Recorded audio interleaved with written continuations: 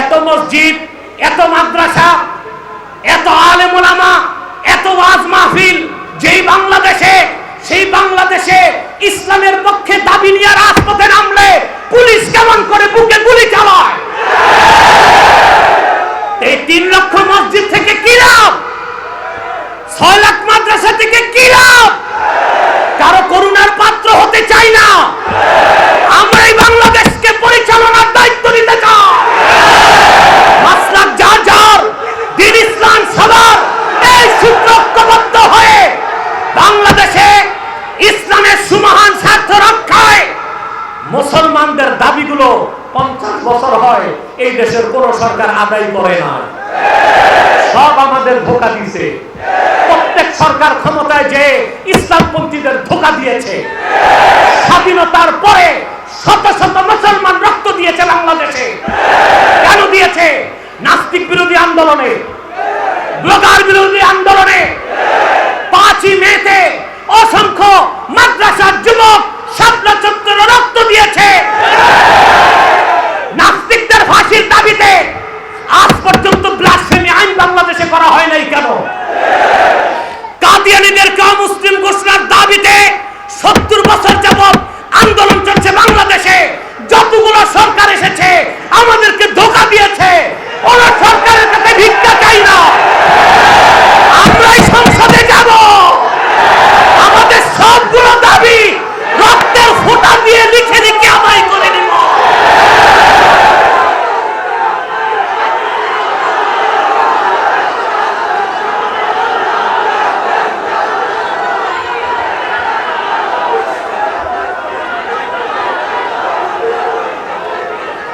বিদায় লগ্নে সাদাকাল্লাহুল আযীম ওয়া সাদাকা রাসূলুহুন নবিয়ুল কারীম ওয়া নাহনু আলা যালিকা মিনাশ শাহিদিন ওয়াশ শাকিরিন আলহামদুলিল্লাহি রাব্বিল আলামিন।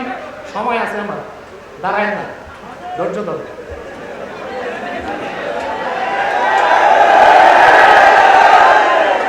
আমার বিষয় যা ছিল আমি তুলে ধরলাম, সাথে সাথে আমাদের ব্যর্থতা কি তাও বললাম। বিদায় লগ্নে সতর্ক করে যায়। আপনারা চট্টগ্রামের মানুষ বিদেশ থেকে রেমিটেন্স এনে সরকারকে দেন। সরকার সারা দেশে উন্নয়ন করে, ঠিক কিনা বলেন? ইসলাম ও মুসলমানের স্বার্থে সবচেয়ে বেশি অবদান রাখতে হবে চট্টগ্রামের মানুষকে। আমার মনে হয় যেভাবে 71 সালে এই দেশের মুসলমান মুক্তিযুদ্ধ করেছে, যদি ইসলামপন্থী কোরআনপন্থীগণ রাষ্ট্র ক্ষমতায় যেতে না পারে আরেকটা মুক্তিযুদ্ধের প্রয়োজন হতে পারে। তার কারণ বিশ্বব্যাপী ইহুদি খ্রিস্টান চক্র খেলা ফাইনাল করতে চাচ্ছে। সেটা কি? তারা আমাদের পার্বত্য চট্টগ্রাম, ভারতের মিজোরাম এবং মায়ানমার থেকে আরাকানকে ছিন্ন করে একটি খ্রিস্টান রাষ্ট্র বানাতে চায়। আমরা এক সাগর রক্তের বিনিময়ে তা হতে দিব না। সবাই মাথা বিক্রি করে, আমরা মাথা বিক্রি করতে পারি না, মাথা দিতে পারি। ওরা যে মাথা বিক্রি করে এটা দেখেন। কথা বলে জাতীয়তাবাদী যারা, ধর্মনিরপেক্ষতাবাদী যারা, ওরা যে মাথা বিক্রি করতে পারে এটা দেখেন। দুবাই যে চুক্তি হয়, দিল্লি বসে চুক্তি হয়, লন্ডনে চুক্তি হয়, আমেরিকায় চুক্তি হয়। মুসলমান মাথা বিক্রি করতে পারে না, মাথা দিতে পারে। আপনাদেরকে প্রস্তুত থাকতে হবে। মনে রাখবেন, ফিলিস্তিনের মুসলমানের পাশে সবচেয়ে বড় শত্রু যেমন ইসরায়েল, বাংলাদেশের মুসলমানের পাশে সবচেয়ে বড় শত্রু হিন্দুস্তান। চিরশত্রু আমাদের। ওরা আমাদের বন্ধু হতে পারে না। সারা দুনিয়া যখন ফিলিস্তিনের পক্ষ নিয়েছে, মোদী সরকার তখন ইহুদিদের পক্ষ নিয়েছে। আমার দেশের যে রাজনীতিবিদরা যেই ভারত ইসরায়েলের পক্ষ নিয়েছে, আগামীতে যদি কোন নেতা ভারতের পক্ষে কথা বলে তাকে উলঙ্গ করে জুতা বেঁধা করবে।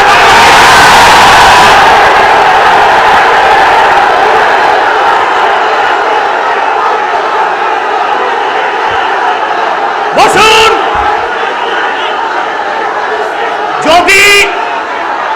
যদি ভারতের সাথে তোমাদের স্বামী স্ত্রীর সম্পর্ক করতে হয়, বাংলাদেশ ছাড়ো, বাংলাদেশ ছাড়ো। বাংলার মাটিতে ভারতের দালালি চলবে না। বসেন, আপনারা কথা তো বলতে দিবেন, বসেন।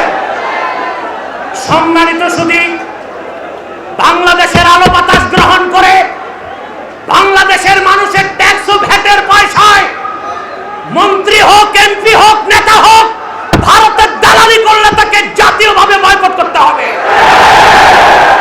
ভারত আমাদের শত্রু। এই সরকার ইসরায়েলের মিত্র, ফিলিস্তিনিদের শত্রু। আমাদেরকে ঐক্যবদ্ধ হতে হবে। তিনটি স্বার্থ আদায় করতে বাংলাদেশে রাজি আছেন? ইসলামের সুমহান স্বার্থ রক্ষায় আমরা ঐক্যবদ্ধ হয়ে যাব। কে আলিয়া কে কওমি তা দেখবো না, টুপি নিয়েও ঝগড়া করবো না। কে লম্বা টুপি, কে গোল টুপি, কে পাস করলি, কে 3 করলি। আরে ভাই, মাথায় যদি না থাকে তো টুপি লাগাইবেন তো। আপনারা যেভাবে দেশ যেই দিক যাচ্ছে, দেশ বিক্রির চক্রান্ত চলছে, দর কষাকষি চলতেছে। কেউ ইসরায়েলে, কেউ পেন্টাগনে, কেউ ব্রিটেনে দর কষাকষি চলতেছে। বাংলাদেশের স্বার্থ বিক্রি করে ক্ষমতায় আসতে চায়। আমরা তৌহিদি জনতা তা দিব না, দিব না, দিব না। আমার ভাইরা বসুন। আমার ভাইরা, যদি আপনারা এইভাবে এই মুহূর্তে ঐক্যবদ্ধ না হতে পারেন, মাথায় থাকবে না, টুপি লাগাইবেন কই? টুপি তো হাঁটুতে লাগাইতে হবে, ঠিক কিনা? কয়টা স্বার্থে এক হবে? এক, ইসলামের সুমহান স্বার্থ রক্ষায় আমরা ঐক্যবদ্ধ হতে চাই। মুসলমানদের মৌলিক সমস্ত দাবি আদায় ঐক্যবদ্ধ হইতে চাই। আর বাংলাদেশের স্বাধীনতা, সার্বভৌমত্ব রক্ষায় ঐক্যবদ্ধ হইতে চাই। আমাদের দেশে ইসলাম ও মুসলমানের বিরুদ্ধে 3টা অমুসলিম সম্প্রদায় সবচেয়ে বেশি কাজ করে যাচ্ছে। তার মধ্যে সবচেয়ে নিকৃষ্ট হচ্ছে কাদিয়ানী সম্প্রদায়। নিঃসন্দেহে তারা কাফের এবং অমুসলিম। তাদেরকে যারা কাফের বলবে না, তারাও কাফের। প্রধানমন্ত্রী শেখ হাসিনাকে আমি একটি ইতিহাস স্মরণ করিয়ে দিচ্ছি। আপনার মরহুম পিতা বঙ্গবন্ধু শেখ মুজিবুর রহমান বাংলাদেশের প্রখ্যাত আলেম শামসুল হক ফরিদপুরের কাছে ওয়াদা করেছিলেন, যদি আমি দেশ স্বাধীন করতে পারি, কাদিয়ানীদেরকে রাষ্ট্রীয়ভাবে অমুসলিম ঘোষণা করব। আপনার পিতা সুযোগ পান নাই। আপনি তো পিতার সব স্বপ্নই পূরণ করতেছেন। তাহলে তার জীবনের সবচেয়ে বড় একটা উদ্দেশ্য ছিল কাদিয়ানীদেরকে রাষ্ট্রীয়ভাবে অমুসলিম ঘোষণা করবে। সেই দাবি আপনাকে আদায় করতে হবে।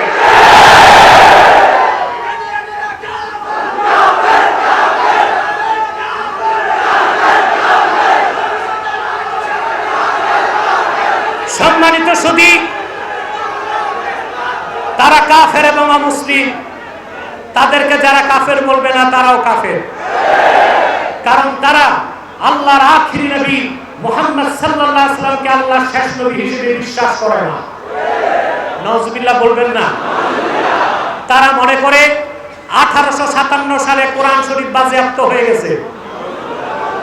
তারা মনে করে ইংরেজদের বিরোধিতা করা কুফরি। তারা মানুষকে ধোঁকা দিতে নাম পরিবর্তন করে করে মিথ্যা পরিচয় দেয়। মুসলমানদের মতো দাড়ি রাখে, টুপি লাগায়, নামও রাখে মুসলমানের মতো। তাই বলি কি মুসলমান হবে?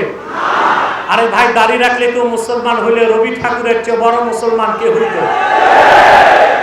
টুপি লাগাইলে মুসলমান হওয়া যায়?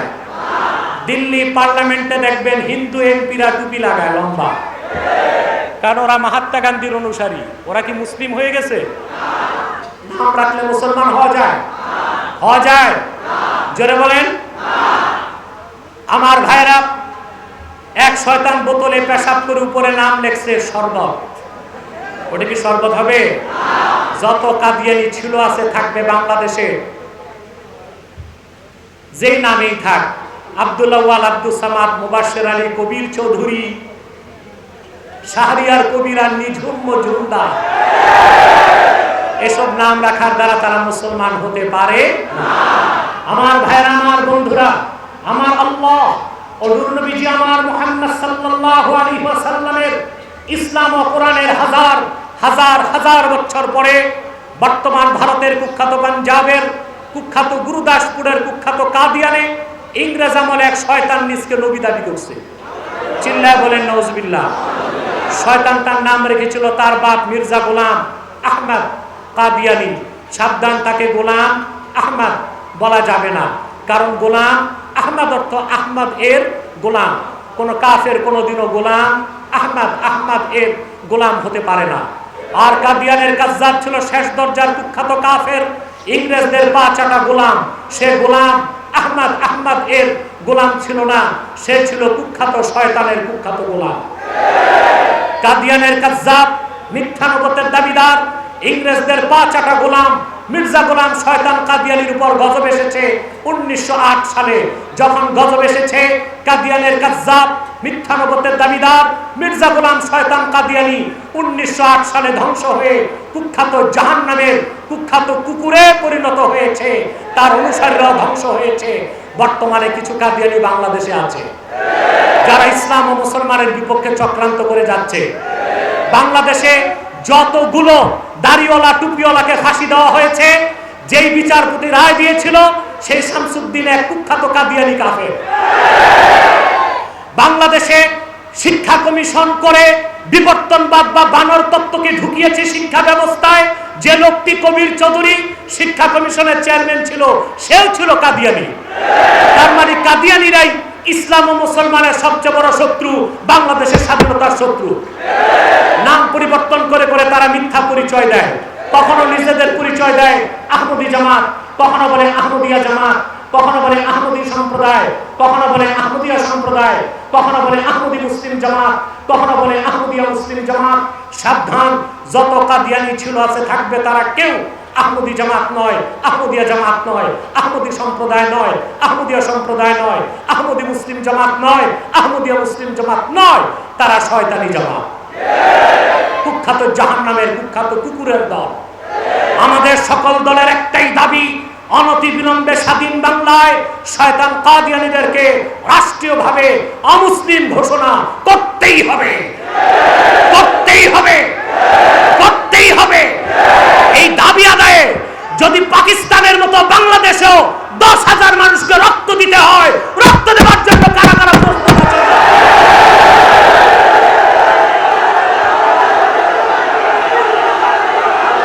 সম্মানিত সুধী, কাদিয়ানীদেরকে অর্থনৈতিক সহযোগিতা করবেন না, করবেন?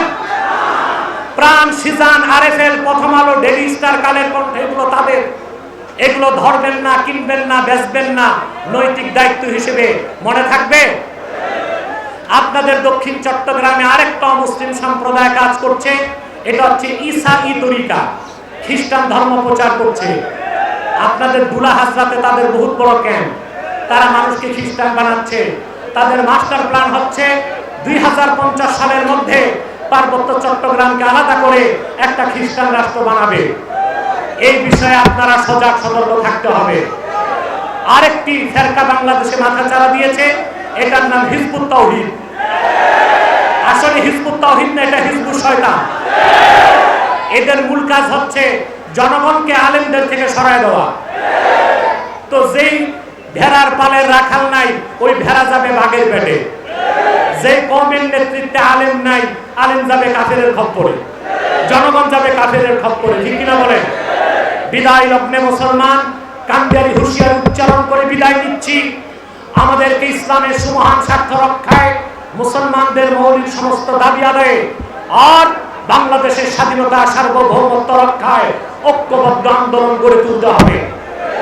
এই মুহূর্তেই যদি ঐক্যবদ্ধ হতে না পারেন, অন্ধকারের কালো মেঘ এমন ভাবে ছেয়ে যাবে, যেভাবে স্পেনের মুসলমান স্বাধীনতা হারিয়েছে, যেভাবে ফিলিস্তিনের মুসলমান স্বাধীনতা হারিয়েছে, যেভাবে ফিলিপাইনের মুসলমান স্বাধীনতা হারিয়েছে, লাখো বাঙালির রক্তার্জিত বাংলার স্বাধীনতা সূর্যটাও হারিয়ে যেতে পারে। দলমত নির্বিশেষে কোরআনের ঝান্ডা তলে ঐক্যবদ্ধ হবার আহ্বান জানিয়ে বিদায় নিচ্ছি। বীর চট্টগ্রাম, বীর মুসলমান জিন্দাবাদ।